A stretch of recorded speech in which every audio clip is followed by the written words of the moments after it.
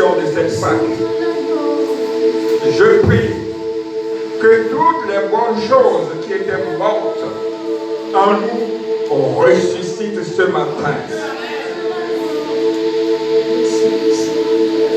Ta relation avec le Seigneur qui était moribonde renaisse ce matin.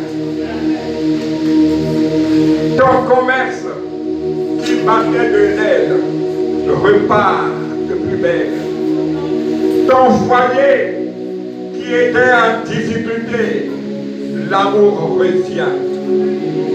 Tes projets qui ne voyaient pas le jour sortent maintenant des tiroirs. Cette résurrection aujourd'hui te change fondamentalement et te bascule dans une vie de prospérité, de paix, de concorde et de joie immense. Acclame Jésus de Nazareth.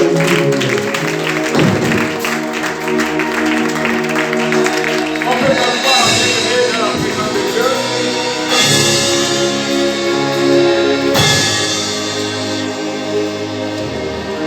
Merci la chorale qui a bien restitué. Je suis sauvé par le sang de l'agneau. Nous sommes tous sauvés par le sang puissant de Jésus-Christ de Nazareth. Amen. Le passage que j'ai choisi est un passage typique sur la résurrection de Jésus dans le livre de Jean. Les versets d'abord 1 à 10 et après nous allons aborder toujours dans Jean 20 la suite à partir du verset 18. Il faut bien écouter, ce matin nous avons un programme très chargé. Nous devons faire la Sainte Seine parce que c'est Pâques, c'est obligatoire, mais ce n'est pas terminé. Nous avons aussi une sortie d'enfants, un nouveau nous est né. Alléluia, et le royaume de Dieu s'agrandit. Compte tenu de ce programme qui est chargé, je vais tâcher d'être court. Sinon, on va trop déborder. Est-ce qu'on s'est compris? Voilà. Sans plus tarder, nous allons donc prendre au livre de Jean 20, les versets 1 à 10 d'abord. Et puis après, nous allons lire à partir du verset 18 dans un deuxième temps. Jean 20 au verset 1 à 10. Voilà, on s'en va. Le premier jour de la semaine, Marie de Magdala se rendit au sépulcre dès le matin. Comme il faisait encore obscur, et elle dit que la pierre était ôtée du sépulcre. Élie courut vers Simon-Pierre et vers l'autre disciple que Jésus aimait, et leur dit, ils ont enlevé du sépulcre le Seigneur, et nous ne savons où ils l'ont mis. Pierre et l'autre disciple sortirent et allèrent au sépulcre. Ils couraient tous deux ensemble, mais l'autre disciple courut plus vite que Pierre et arriva le premier au sépulcre. S'étant baissé, il vit les bandes qui étaient à terre, cependant il n'entra pas. Simon-Pierre, qui le suivait, arriva et entra dans le sépulcre, et il vit les bandes qui étaient à terre. Et le linge qu'on avait mis sur la tête de Jésus, non pas avec des bandes, mais plié dans un lieu à part. Alors l'autre disciple qui était arrivé, le premier au sépulcre, entra aussi et il vit et il crut. Car il ne comprenait pas encore que, selon l'Écriture, Jésus devait ressusciter des morts. Et les disciples se retournèrent chez eux. Amen. Alléluia. Voici une première partie que nous avons lue et qui parle de la résurrection de Jésus. Je vais te dire quelque chose. La foi chrétienne est basée essentiellement sur la résurrection de notre Seigneur Jésus-Christ. Aujourd'hui est un grand jour pour tout chrétien évangélique. C'est un jour d'exception. Et je suis content que tu sois venu. Parce que nous parlons de Pâques. Nous parlons de Pâques, mais beaucoup ne mesurent pas à sa juste valeur, sa portée, ce que nous appelons la Pâque. Amen. Alors, avant de commencer l'observation, je dois donner la définition. Amen. De Pâques. Alors, tu vas dire à ton voisin, Jésus ressuscité, espérance de mon salut. Touche-le. Comment? Qu'est-ce qu'il y a? Ils n'ont pas déjeuné ce matin? Pasteur Fossou. Tes enfants là, ils ne parlent pas fort. Hein? Mais c'est un jour de grâce, c'est une fête, c'est une célébration la Pâque. Notre Seigneur est ressuscité. Mais c'est immense. C'est parce qu'il est ressuscité que nous avons l'espérance du salut. C'est parce qu'il est ressuscité que nous avons vaincu la mort. C'est parce qu'il est ressuscité que nous pouvons dire démon sort et démon sort. Guéris et tu guéris. Waouh! Alors je ne vous sens pas ce matin. Tu dois être dans la joie, tu dois être dans un état d'euphorie. Parce que c'est un grand jour. Il a fallu que Jésus le fasse pour nous. Amen. Et aujourd'hui, tu vas comprendre quelque chose. Et l'année prochaine, lorsqu'on viendra pour faire célébrer Pâques, tu ne vas pas t'asseoir, tu vas rester debout en dansant seulement le bébé jusqu'à la fin. Parce que tu auras compris beaucoup de choses. Amen. Alors dis encore à ton voisin, Jésus-Christ ressuscité, espérance de mon salut. Amen. Bien-aimés, pour nous chrétiens, la Pâque symbolise le passage de la mort à la vie. Je répète, pour nous chrétiens.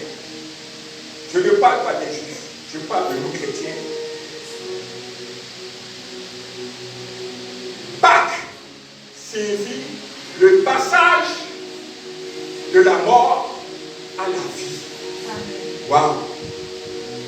Nous allons rentrer dans les détails et tu vas comprendre.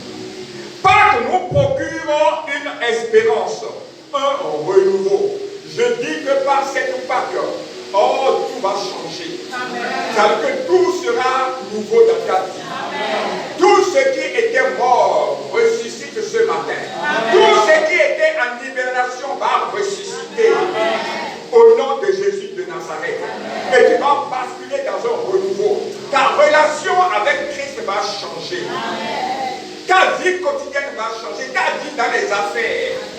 Ta vie dans le foyer va changer parce que Jésus est ressuscité avec toi. Amen. Ce matin. Alléluia. Nous n'avons pas à craindre pour notre vie. Par le sacrifice de Jésus-Christ à la croix, notre avenir est assuré. Car les biens matériels, les percées financières, les percées matérielles, nos relations, ce matin, vont basculer à une nouvelle étape.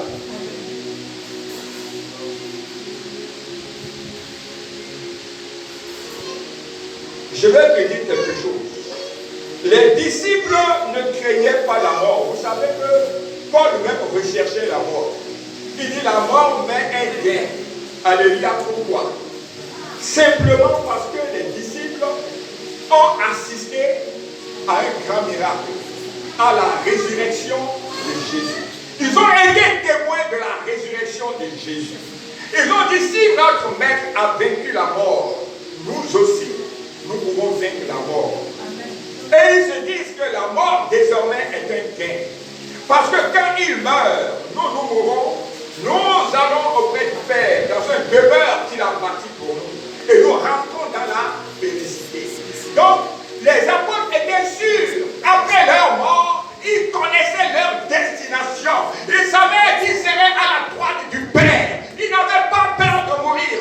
Ils recherchaient la mort. Parce que lorsqu'ils vont mourir, ils étaient sûrs qu'ils seraient à la droite du Père, dans la félicité, là où il n'y a plus de crissement de dents, là où il n'y a plus de facture de Seigneur, là où il n'y a plus de sodécie, là où il n'y a plus de propriétaires qui viennent demander le loyer. Mais tout est beau et tout est grand, immense et grandiose. Alléluia. C'est ce que Jésus a fait à la croix pour toi.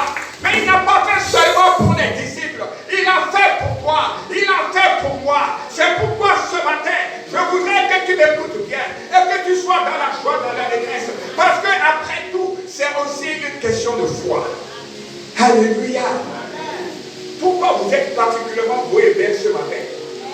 C'est parce que Jésus est ressuscité. Je vois la gloire sur vos têtes. Je vois la gloire sur vos têtes. Waouh!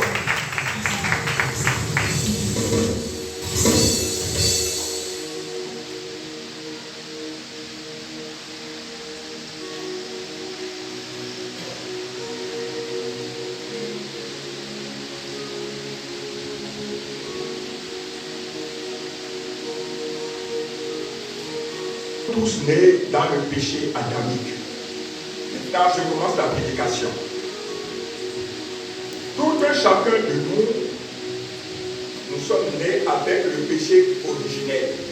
En plus de ça, tout au long de notre vie, nous péchons aussi. Ce n'est pas moi qui dis ça. C'est la Bible qui dit que si nous disons que nous ne péchons pas, nous faisons de Dieu un menteur. C'est ça? Donc toi tu pêches. Moi aussi je pêche.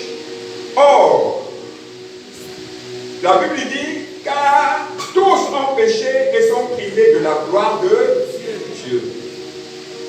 Mais si les choses étaient arrêtées là, ce serait dramatique pour l'humanité et pour toi et pour moi.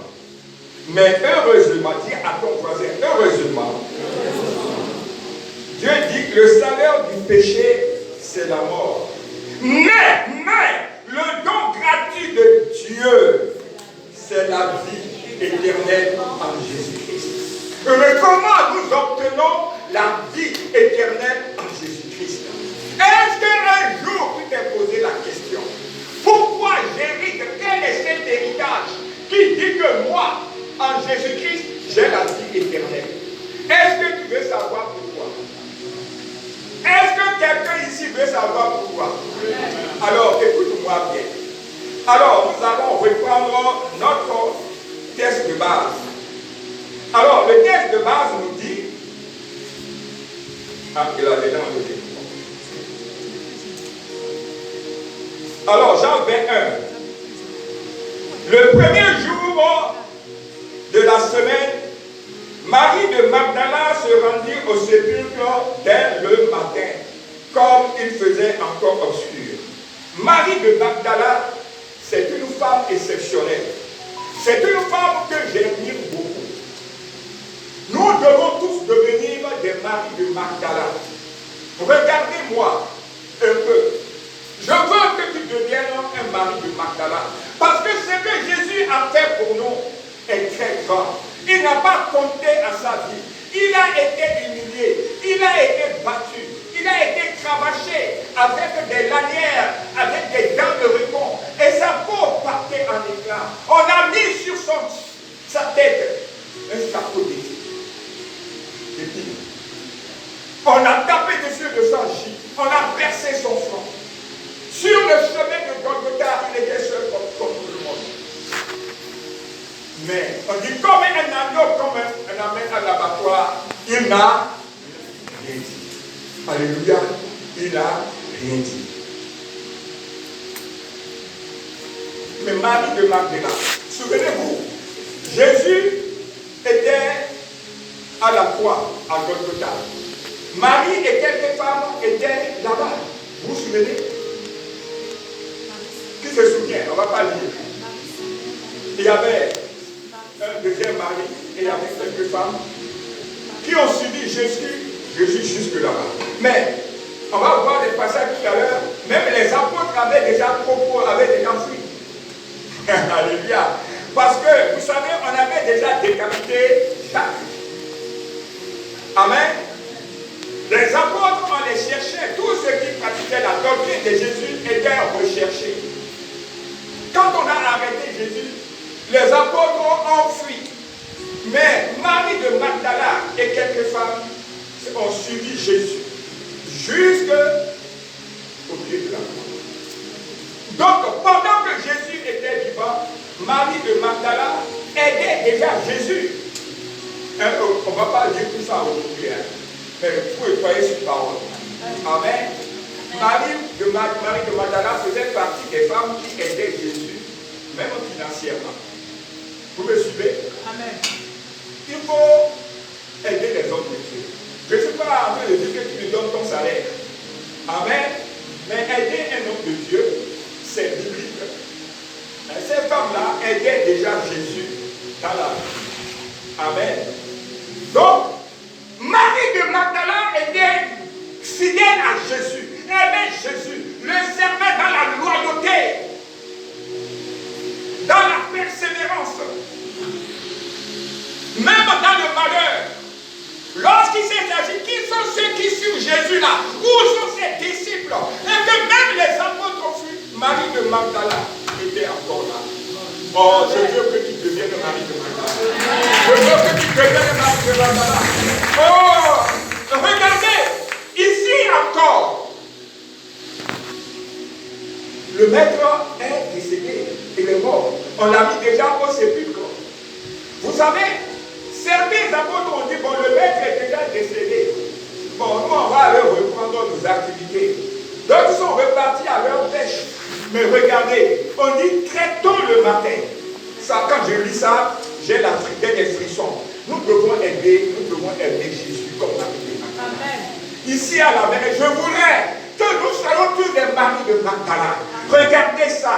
Le maître est mort. Il n'est plus là pour apprécier ce que tu fais. N'est-ce pas? Même dans la mort, Marie de Magdala, très tôt le matin,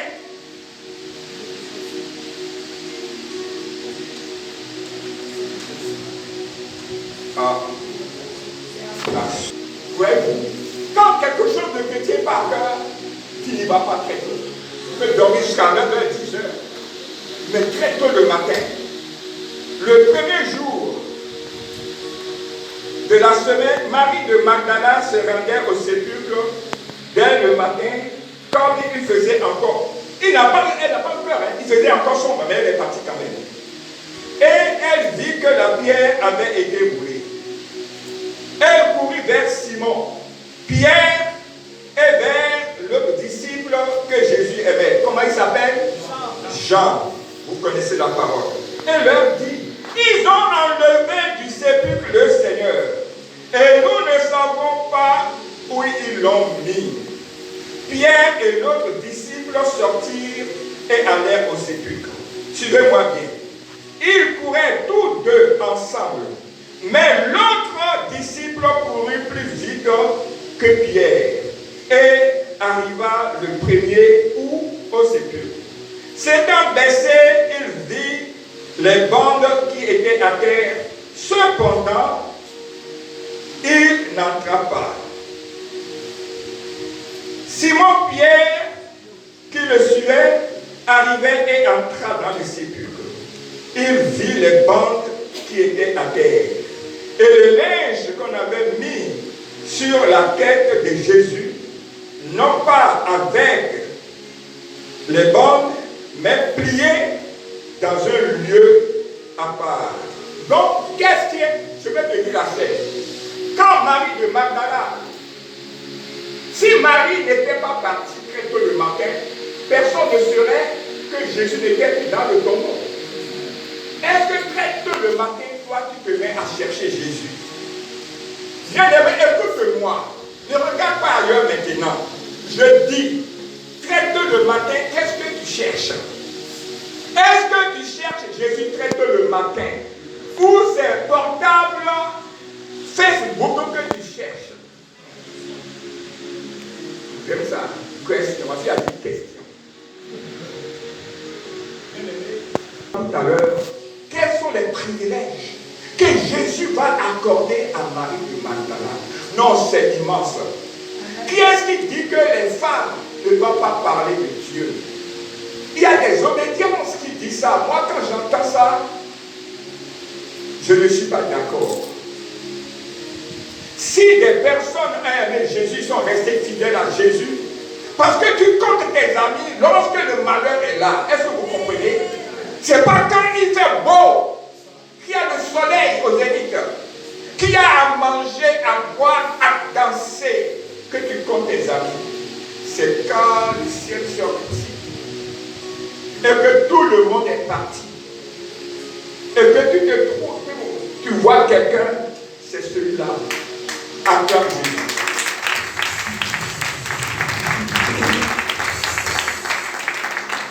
Nous devons devenir des maris de Magdala. Nous allons quelque part. Il va se passer quelque chose. Alors, l'homme disciple qui était arrivé le premier au sépulcre entra aussi et il vit et il crut. Car il ne comprenait pas encore. Selon l'Écriture, Jésus devrait ressusciter des morts. Regardez ce qui suit. Et les disciples s'en retournaient chez eux. Je te parle des disciples. Même celui que Jésus aimait, qui dormait sur sa poitrine, à la tête sur sa poitrine, et Pierre le fougueux, qui a arraché l'oreille de gardes qui sont arrivés pour montrer qu'il aide Jésus. C'est lui qui a dit, quel que soit ce qui va arriver, je ne te quitterai jamais. Mais Jésus lui a dit, avant que le coq ne chante, tu m'aurais régné combien de fois? J'ai dit, il faut rechercher des maris du Magdala et non des pierres. Déjà du vivant de Jésus, très proche de Jésus, il a régné, même s'il a pleuré après. Celui que, c'est pas pour rien que, ça lui a remarqué, celui que Jésus aimait, c'est l'apôtre Jean. Il est venu, on n'a pas dû le mettre dans le sépulcre, mais il est retourné tranquillement chez lui. Ils sont partis à la maison. Ils ne sont pas partis seulement à la maison. Ils ont dit, c'est notre maître est mort maintenant. On va retourner à nos filets, on va aller pêcher. Parce qu'on va manger où? Bien-aimés, nous ne devons pas suivre Jésus ainsi. Pourquoi nous ne devons pas suivre Jésus comme ces deux apôtres? Parce que ce que Jésus a fait, on ne peut pas compter. Ce que Jésus a fait pour nous, pour que tu sois là, que moi je suis ici, avec les bénédictions qui découlent de la résurrection, on va les voir tout à l'heure. Si tu comprends ces choses-là, ce ne serait pas bien que tu négliges Jésus. Écoute-moi bien ce matin. Et je pense qu'après cette prédication, ta façon de servir Dieu va changer. Amen. Mais si nous changeons notre façon de suivre Jésus, beaucoup de choses vont changer collectivement pour nous. Parce que Jésus aura un autre regard sur notre Église. Alléluia. Gloire à Jésus. Mais je tourne la page.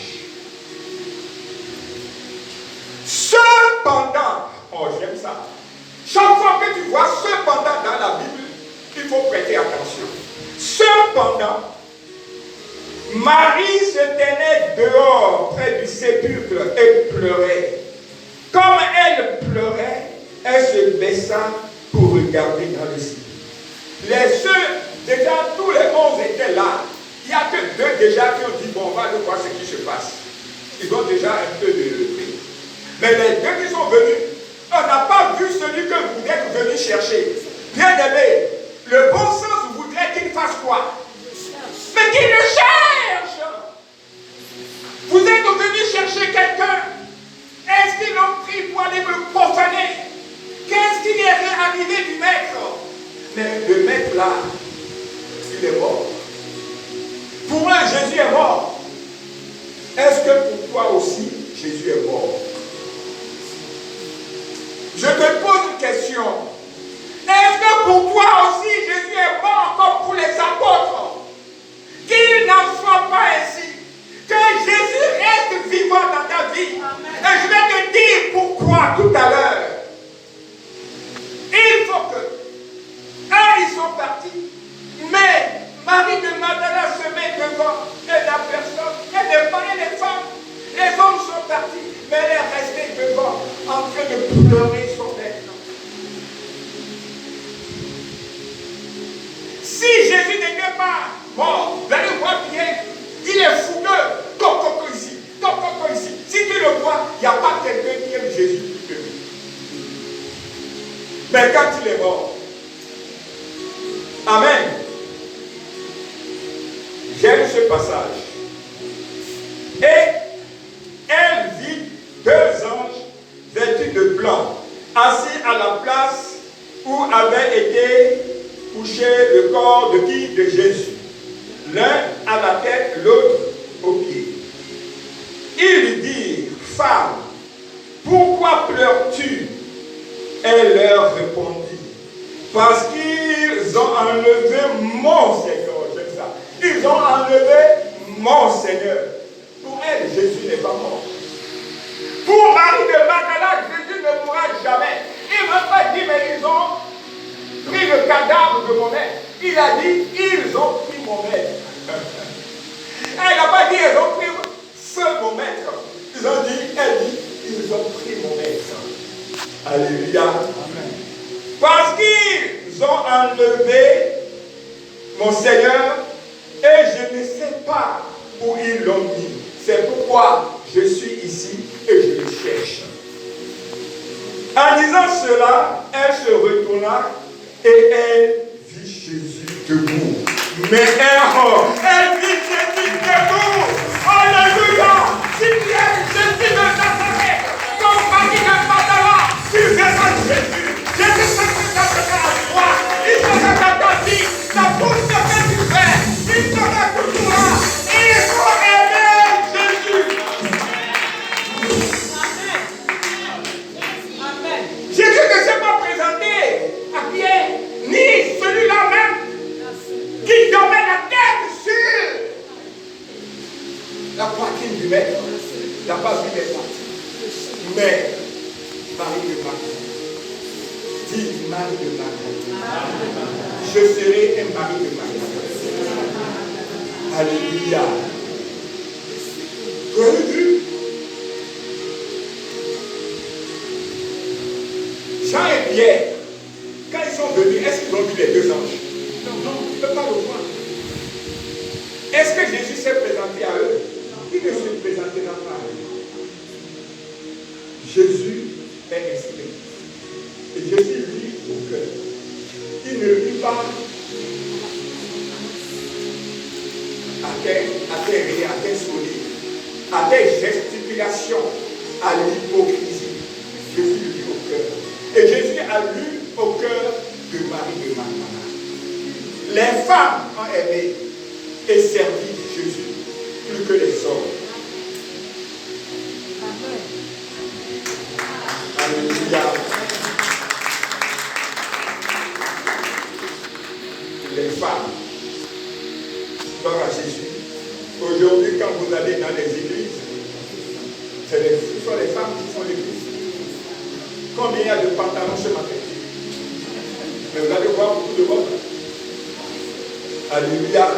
Les femmes aiment l'affaire de Jésus. C'est pourquoi Jésus vous aime. Acclamez Jésus.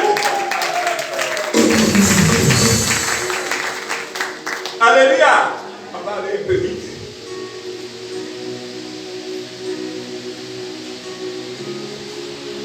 C'est quel verset? Frères et femmes, pourquoi pleures-tu? Leur répond, parce qu'ils ont enlevé mon maître bénédictant. En disant cela, elle se retourna et elle dit Jésus debout. Mais elle ne savait pas que c'était Jésus. Jésus lui dit, femme, pourquoi pleures-tu? Qui cherches-tu? Regardez. Oh non, c'est émouvant. Jésus va répondre, elle va répondre. Elle pensait que c'était le jardinier. Et il lui dit, Seigneur, si c'est toi qui l'as emporté, dis-moi où tu l'as mis et je le prendrai. Jésus lui dit, Marie. Elle se retourna et lui dit, en hébreu, Rabouni. Cela veut dire maître. C'est-à-dire maître. Jésus lui dit, ne me touche pas, car je ne suis pas encore monté vers mon Père. Mais va trouver mes frères et dis-leur que je monte vers Dieu, vers mon Père et votre Père, vers mon Dieu et votre Dieu. Pourquoi cette précision? Il faut noter ça, on va voir ça tout à l'heure, c'est très important. Mon Père et votre Père, mon Dieu et votre Dieu. Pourquoi telle précision? Marie de Magdala, regardez ici, Jésus devait se montrer à qui? Aux apôtres. Maintenant, c'est Marie de Magdala qui est placée au-dessus des apôtres, dans le cœur de Jésus. Et c'est lui qui va aller porter la bonne nouvelle à qui? Aux apôtres. C'est-à-dire que par l'amour que Marie témoigne à son maître, elle a bouleversé la hiérarchie dans le cœur de Jésus. Veux-tu bouleverser la hiérarchie dans le cœur de Jésus? Il faut aimer Jésus. Il faut que Jésus prenne tout ton cœur. Mais aujourd'hui, beaucoup de chrétiens ne veulent pas donner tout leur cœur à Jésus. Ne veulent même pas donner une petite partie à Jésus. Or, je te dis la vérité, c'est la totalité que nous devons donner à Jésus d'abord. Alors ce matin, tu vas dire, Jésus de Nazareth, en ce jour de résurrection, prends tout mon cœur. Je te donne tout mon cœur. Alléluia.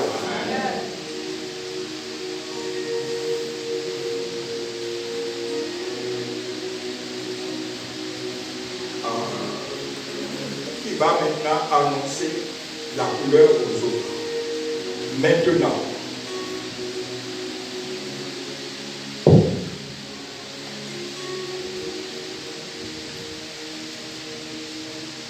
Nous pouvons dire maintenant.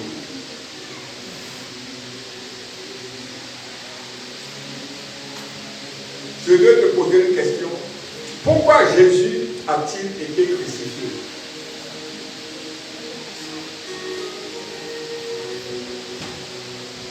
D'abord, ce sont les damnés, les maudits, les bandits de grand chemin qui sont pendus au bois. Je te dis la vérité, c'est la loi ça. Les bandits de grand chemin, les damnés, les maudits que l'on pend au bois. Pendre quelqu'un au bois, c'est un supplice très douloureux, très dégradant et humiliant. Jusque mort s'en suivre. Est-ce que vous me comprenez? Quand on dit on prend un grand bandit, un scélérat, un malfaiteur de grand chemin, on le crucifie au bois. Mais, regardez, Jésus-Christ de Nazareth est sans péché. Il n'est pas damné. Il n'est pas maudit. Pourtant, il va être condamné à subir une mort atroce par crucifixion, humiliation, souffrance atroce.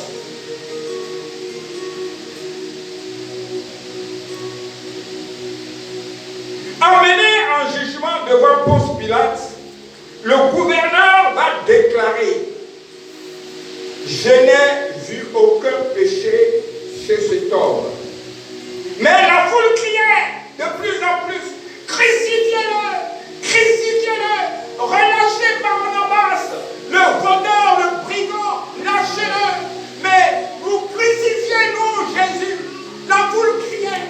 Plus. Le gouverneur disait: mais il n'a pas de péché. Mais pourquoi on va le crucifier? C'est ça la foule. Alléluia. Parce que la foule est toujours dominée par Satan. La foule, quand on parle de foule, c'est Satan. Le monde entier est sous la domination du malin. Bien-aimé, il faut faire attention aux foules. Tu ne dois pas rester dans la foule. Tu n'es pas appelé à rester dans la foule. Tu es un enfant de Jésus. Tu dois être à part pour Jésus. Ne reste pas à la foule, parce que la foule est dominée par Satan. Si tu pars dans la foule, tu vas renier ton Dieu. Je te dis la vérité. Si tu te mets à la foule va te corrompre. Et tu vas renier ton Dieu. Et le salaire du péché, c'est la mort. Et c'est ce que Satan veut. Jésus est parti à la croix. Et il a ressuscité. Et il m'a envoyé te dire que tu dois quitter la foule. Que tu dois te sanctifier, te mettre à part pour ton maître. Parce que ce que ton maître a fait pour toi, on ne peut pas raconter. Acclame Jésus.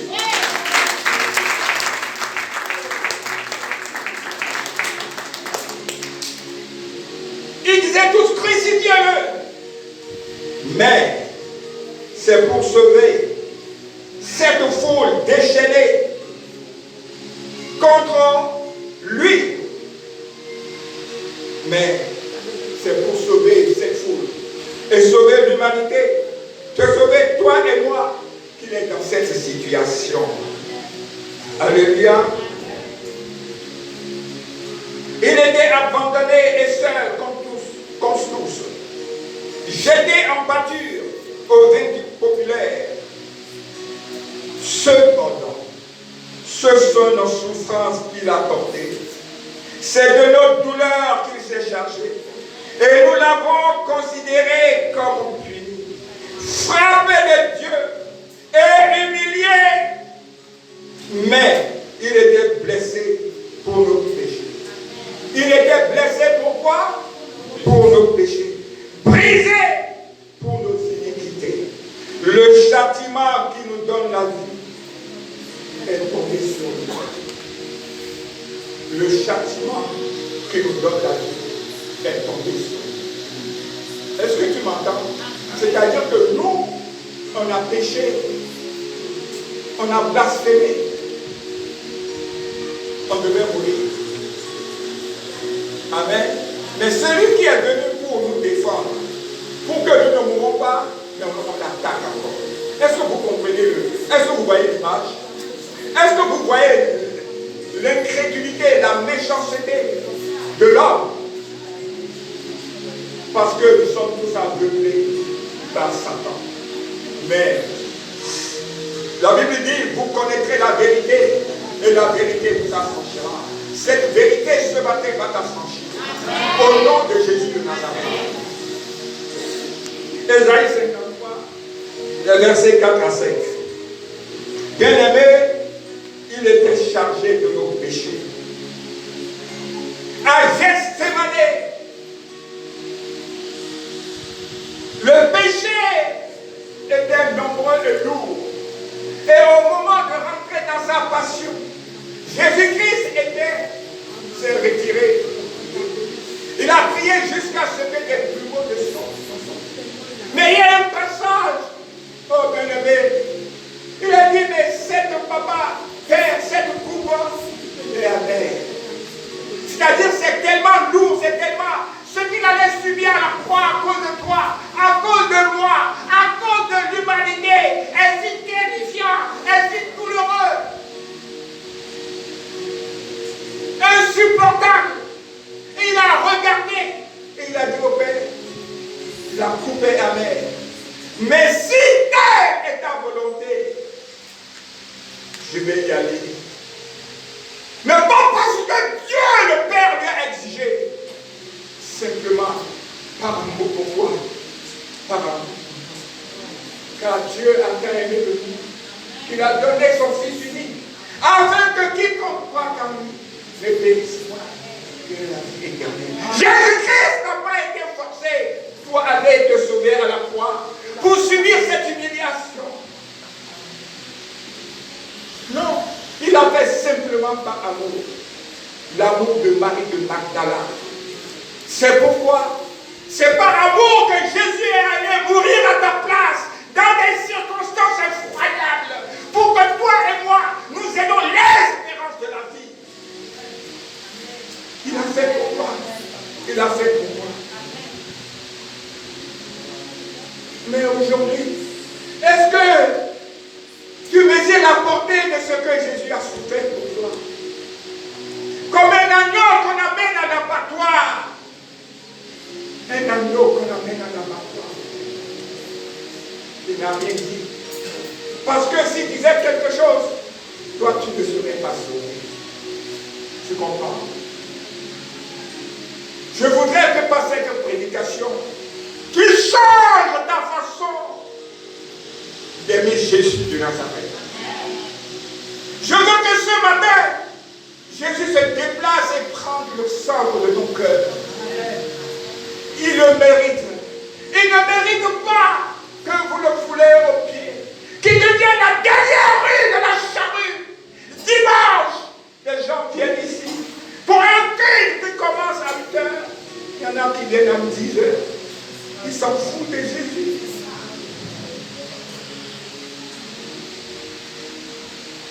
Jésus a pleuré 2 fois dans la vie. Vous savez, Jésus n'a pas pleuré parce que Lazare est mort. Puisqu'il a dit Lazare dort, je vais le réveiller. C'est ça. Mais Jésus a pleuré à cause de notre incrédulité. Le fait que nous ne pouvons pas élever notre cœur, résister à Satan qui obscurcit notre intelligence. Et nous sommes dans l'eau et nous mourons de soif. Jésus va rentrer à Jérusalem, mais Jésus a pleuré. Tout était en lui. Et Jésus pleure.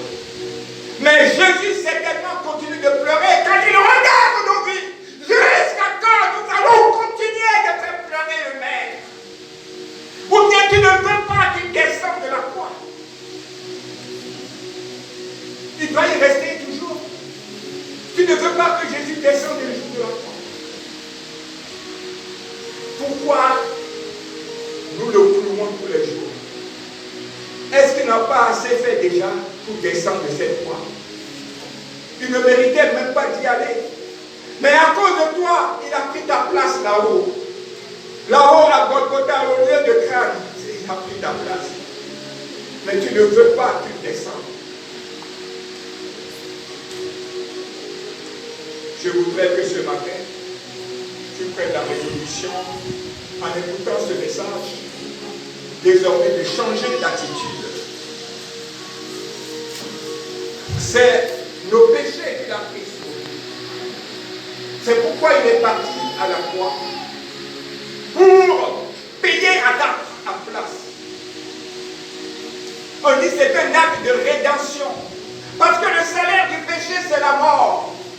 Mais lui, il a donné sa vie avec le sang sans défaut. Un sang immaculé. Un sang qui n'a jamais fait de péché. Il fallait ce sang parce que le sang des boucs n'a pas sauvé quelqu'un. Il fallait le sang parfait de Jésus. Mais il n'a pas regardé à sa vie. Il a regardé toi à ta vie. Et c'est sa mort qui nous donne la vie. Bien-aimé, je voudrais qu'à partir de ce jour, tu reconsidères ta position vis-à-vis de Jésus. Tu peux devenir un mari de Magdala. Oh Jésus-Christ de Nazareth, quel corps, quel cœur, quel amour pour nous. Un amour sans limite. Un amour qui ne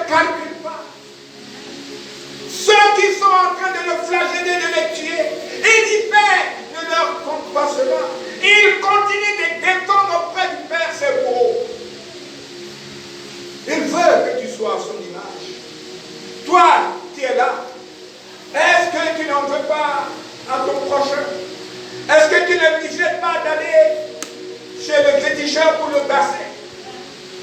Est-ce que tu n'es pas en train de comploter à sa vie? Car Dieu a tant aimé le monde. Il dit, aimez-vous les uns les autres comme moi-même je vous ai aimé. Ayez le cœur de Marie de Magdala. Aimons-nous les uns les autres comme Jésus-Christ nous a aimés jusqu'à donner sa vie pour nous. Nous devons changer. Par la résurrection de Jésus ce matin, regarde ce que Jésus a fait pour toi. Et que ton cœur de pierre se transforme ce matin en un cœur de chair. Amen. La résurrection de Jésus mérite cela.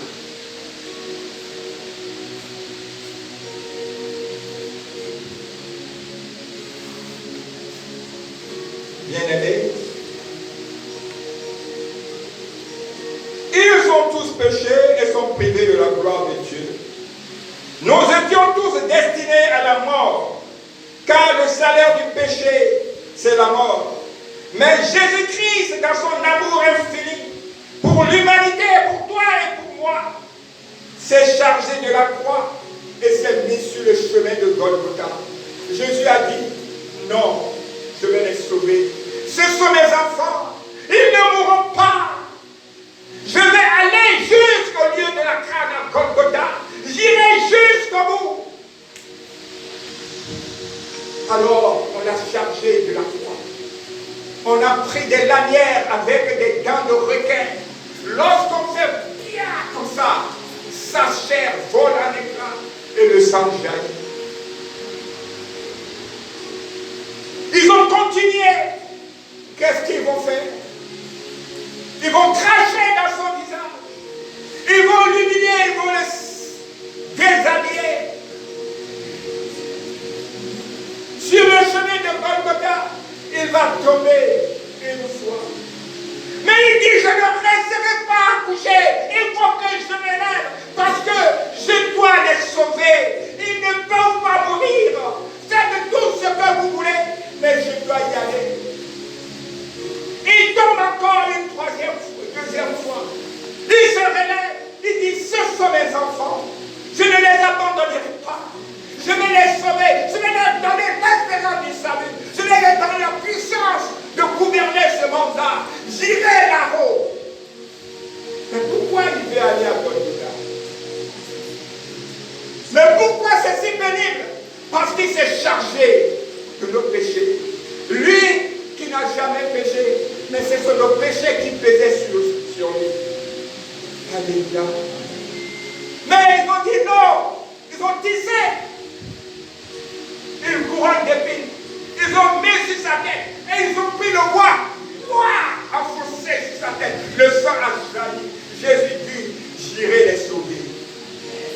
J'irai les sauver.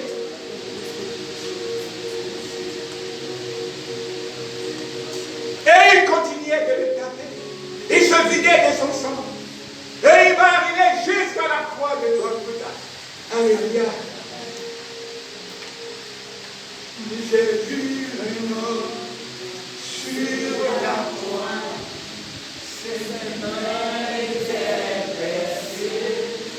Le sang sortait de son côté. Il a dit, je suis sauvé. Chantez, chantez, chantez. Sur la croix, ses mains étaient percées. Le sang sortait de son côté. Et il a dit, je suis sauvé. Je suis sauvé. Je suis sauvé. Je suis sauvé. Je suis sauvé. Alléluia. Il arrive maintenant à Golgotha, appelé le lieu de Graille. Ils vont le prendre et ils vont le crucifier. Ils vont mettre des pointes dans ses pieds et dans ses mains. Mais à la 9e heure, À la 9e heure, le ciel va s'obscurcir. La terre va trembler. Le voile va se déchirer. La puissance était forte que les morts vont ressusciter. Alléluia. Et à ce moment précis, il va remettre son âme dans la main du Père en disant, tout est accompli. Mais qu'est-ce qui est accompli? Qui peut me dire ce qu'il a fait? Il a pris nos péchés et il a pris nos places. Il a payé à nos places. Il a fait un acte de rédemption. Alléluia. Il t'a racheté. Tu devais aller mourir. Tu devais aller en prison. Mais Jésus est mort à ta place. Chargé de tes péchés. Toi, tu n'as plus de péché. Tu as maintenant l'espérance du salut. Est-ce que ce n'est pas immense? Mais on va le descendre de la croix. Et on va l'amener au sépulcre. Alors, Satan a commencé à rigoler. Il a dit, voilà, cet empêcheur de tourner en rond. Maintenant, je vais gouverner le monde. Parce que c'est lui qui protégeait ces personnes-là. Maintenant, c'est terminé. C'est terminé. Il est descendu au sépulcre. Jésus est resté au sépulcre. Regarde-moi. Il est resté le premier jour.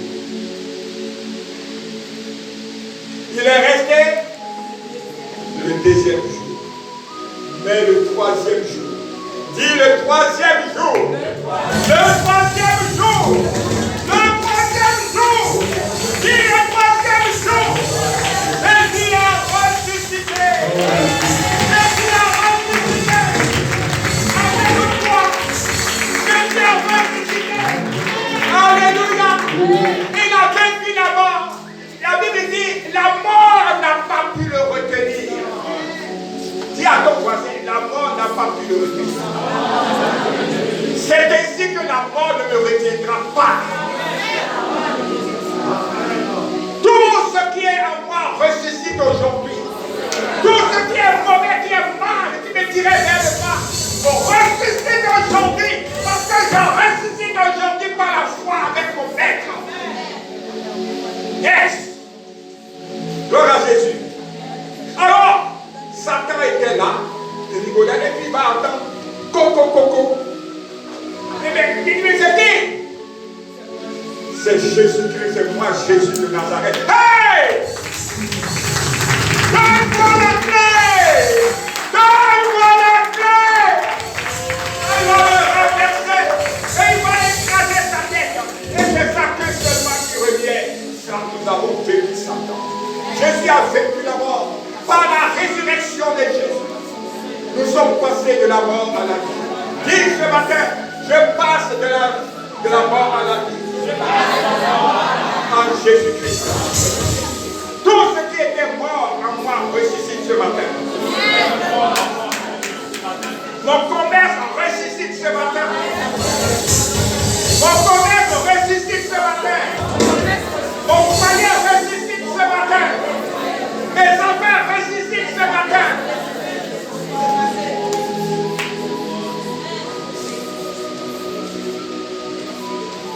Mon élévation ressuscite ce matin. Car Jésus-Christ a crucifié le chômage qui est dans ta vie. Il est parti crucifier l'oisiveté qui est dans ta vie. Tu ne peux plus être chômeur. Il a crucifié le célibat qui est dans ta vie. Le célibat est vaincu au nom de Jésus. La galère a été tuée car Jésus a tué et a guéri la mort. Plus de mort dans tes affaires, dans ta vie. Tout est maintenant renouveau. Tout est maintenant renouveau et espérance. Et tout est maintenant espérance et renouveau. Tout est espérance et renouveau. Alléluia. Gloire à Jésus.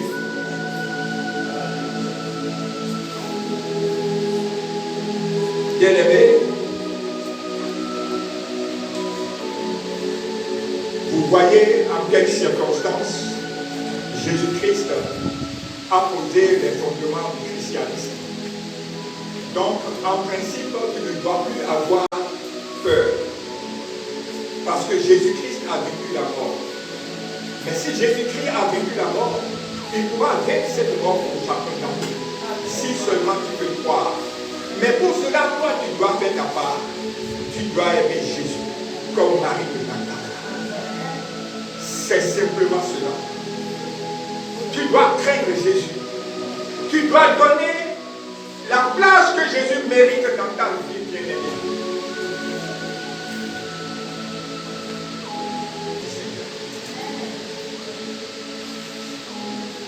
Mais nous avons un programme très chargé. Mais nous avons prié quand même. On va prier. Mais on va prier, mais je dois te parler de quelques bénéfices que l'Église a obtenus de la résurrection de Jésus. Alors, je veux que tu prennes note. Premièrement, par la mort de Jésus-Christ, la victoire sur la mort nous offre l'espérance du salut, une vie éternelle. Ça, je l'ai déjà dit. Ça, c'est la première des choses. Amen. Il faut l'écouter. C'est la résurrection qui nous apporte cela.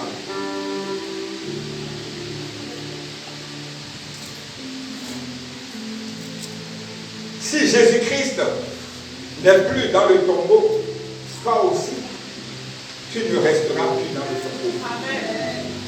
Si Jésus-Christ a vaincu, nous aussi, nous vaincrons la mort. Amen. Alléluia. Ça, c'est le premier bénéfice de la résurrection de Jésus.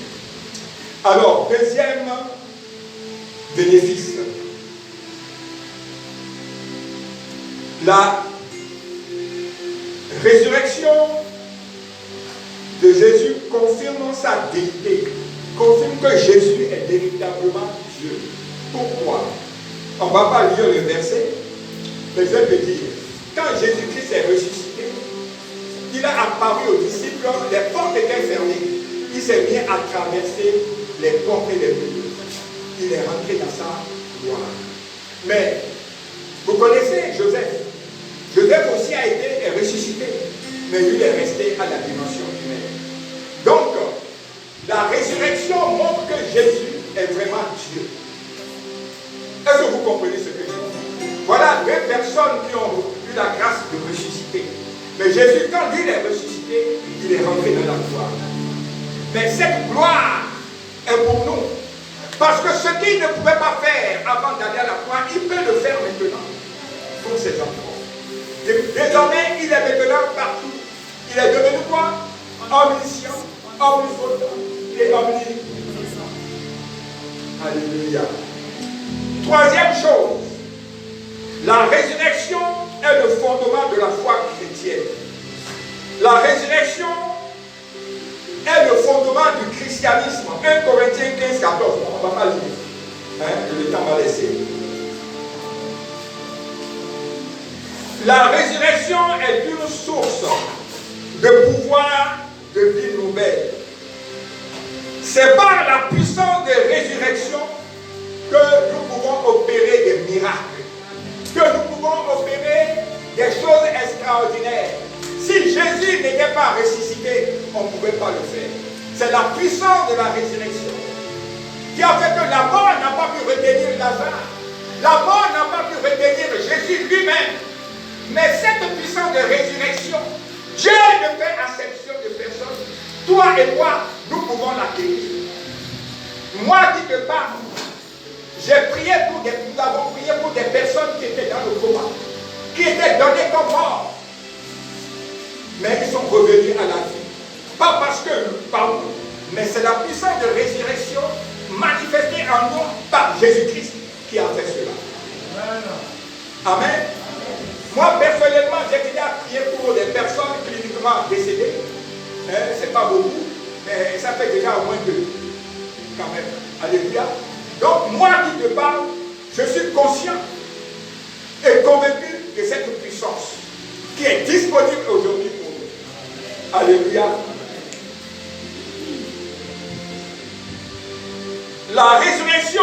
donne l'espérance dans l'au-delà. La mort n'est plus la fin, mais le passage vers une nouvelle vie. C'est pourquoi tu ne dois plus avoir peur de la mort. Nous, lorsque nous mourrons physiquement, il y a une seconde vie qui commence. Et cette vie-là, elle est meilleure parce qu'elle est éternelle. Je ne mourrai point. La seconde mort, et ma vie est cachée en Jésus. Alléluia.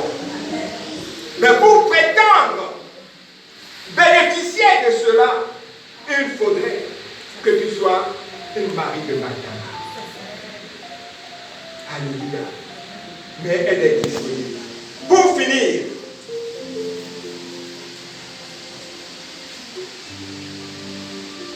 la résurrection ouvre la voie à la présence de Dieu. Bien-aimés, avant la résurrection, vous savez, il y avait le lieu, il y avait le parvis. Le parvis, tout le monde pouvait y aller. Le parvis est éclairé par quoi? Le soleil. Après le parvis, il y a le lieu saint. Déjà, ce sont les Lévites seulement qui vont là-bas. Mais là-bas, c'est éclairé seulement par le chandelier d'or. Une bougie, les 7 bougies. Et après, il y a le lieu. Dans le lieu très saint, il n'y a pas de lumière physique. Il y a le tabernacle. Mais l'éclat, la gloire de Dieu. Alléluia. Le souverain sacrificateur y allait une seule fois par an. Il tremblait comme ça. Parce que s'il n'est pas net, là, il ne revient pas. Tellement la gloire de Dieu est immense. Mais, dis mais à ton voisin. Donc, pour aller voir Dieu, il fallait non seulement aller à Jérusalem, il faut aller à Silo, aller au temple, traverser le lieu, le parvis, le lien, et aller au lieu. C'est là où il dit que c'est le seul sacrificateur qui allait une fois par an. Donc Dieu était éloigné de lui. Vous comprenez? Mais à la 9e heure, dis à ton voisin à la 9e heure, il va se passer quelque chose. Le ciel s'est expulsé, la terre a tremblé, et le voile qui séparait le lieu saint du lieu très saint s'est déchiré. Et à partir de ce moment, Dieu n'est plus dans ce travail-là. Dieu est maintenant à distance. Dieu est à Ouakadou. Dieu est dans ma chambre. Dieu est dans ta chambre. Dieu est dans vous êtes dans la présence de Dieu. Waouh! Je vais invoquer ce matin. J'invoquais Dieu. Et sa présence est tombée sur moi et va basculer sur mon lit. Oui, je dis Seigneur, bascule-moi encore. J'aime ça. Acclame Jésus. Amen. Il est vivant. La provision est disponible pour toi. Il ne fait exception de personne. Le voile est déchiré. La vie est maintenant dans la présence de Dieu quand tu veux, comme tu veux et où tu veux. Jésus est à toi. Prends Jésus. Prenez-le. Prenez-le. Alléluia. Bon, il reste encore 5 ans. Là, on va s'arrêter. Il reste encore 5 minutes 10. Mais on va s'arrêter là, le temps va laisser. Amen. Bien-aimés, voilà le message du Pâques que je voulais partager avec vous. Mais vous savez qu'on ne peut pas faire Pâques sans prier. On ne peut pas faire Pâques sans prier, bien-aimés. Alors nous avons fini. Pour prier, veuillez vous lever. Ce que j'avais prévu, que la résurrection de Christ donne à chacun de nous l'espérance du salut, la vie éternelle. Amen. Nous procure un renouveau dans tous les compartiments de notre vie. Amen. Affermisse notre foi en Jésus-Christ. Améliore notre communion avec notre Seigneur Jésus-Christ. Restaure les foyers en difficulté. Amen. Que la puissance de résurrection de Christ guérisse maintenant les malades qui sont parmi nous. Amen. Détruise tout esprit impur impurs de chômage, de galère, d'oisiveté, de paresse. Détruise tout esprit impur de célibat, de mari et femme des eaux de nuit, des esprits des eaux. Je prends autorité au nom puissant de Jésus-Christ d'annuler toute influence de la sorcellerie dans vos vies, la sorcellerie de la maison de vos mères et de vos pères, dans la vie, comme vous dites, dans la vie de vos enfants et de vos familles respectives. J'annule tout décret de mort prématurée, de mort subite dans vos vies respectives. Je mets le feu à toute forme de sorcellerie interne ou externe à la mairesse. Je relâche maintenant sur vous les bénédictions qui ne souffrent de qu'un chagrin. L'heure vient, et elle est déjà venue, où tu vas expérimenter les percées matérielles, les percées financières, les percées sentimentales, au nom puissant de Jésus. Recevez la paix. Recevez la paix. Jésus nous dit ce matin, je vous laisse la paix. Je vous donne ma paix. Je ne donne pas comme le monde donne. Recevez toujours cette paix. Allons dans la paix du Christ. Acclame Jésus.